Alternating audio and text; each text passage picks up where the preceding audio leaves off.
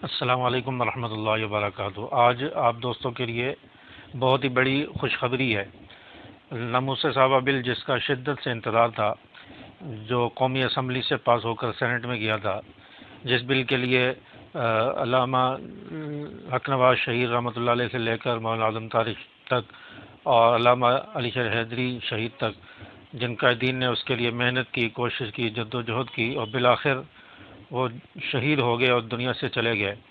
آج الحمدللہ ان کا خون رنگ لے آیا ہے، اور یہ بات حقیقت ہے کہ جب خون گرتا ہے تو وہ رنگ لے کر آتا ہے، اور اس خون کی منزل پھر جو ہے وہ آسان ہو جاتی ہے۔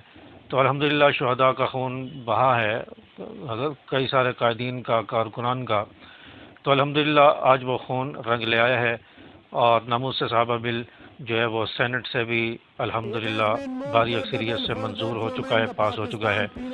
اس پر آپ تمام دوستوں کو بہت ہی مبارکباد دیتا ہوں، اور یہ بہت ہی خوشی کی خبر ہے، جس کے لیے اتنی جد و جہد کی، اتنی قربانیاں دیں، اور بالآخر جماعت اپنی منزل پر پہنچ گئی جس کے لیے قربانیاں دی تھی۔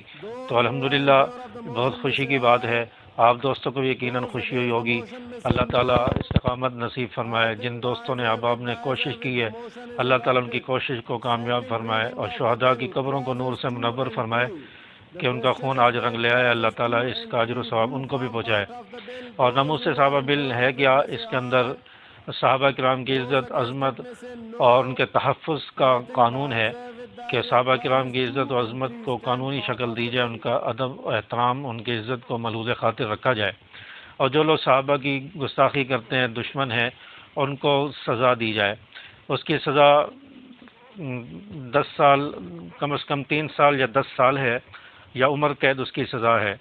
تو اس قانون کے اندر وہ سزا جو ہے مقرر کی گئی ہے۔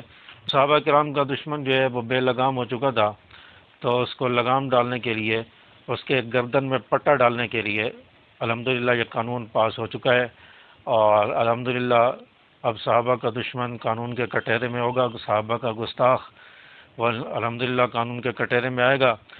تو آج میں نے سوچا کہ آپ کو یہ خوشخبری سنا دوں، اور اللہ تعالیٰ کا شکر بھی ادا کریں کہ اللہ تعالیٰ نے ہماری دعاؤں کو قبول کیا ہے، قربانیوں کو اللہ تعالیٰ نے قبول کر کے ان قربانیوں کا صلہ اور ان کا بدلہ ہمیں دیا ہے۔ اللہ تعالیٰ ہم سب کی طرف سے ہمارے قائدین کو اور جن لوگوں نے محنت کی ہے ان کو بہتر سے بہتر جزائے خیر اور بہتر سے بہتر بدلہ عطا فرمائے۔ السلام علیکم ورحمۃ اللہ۔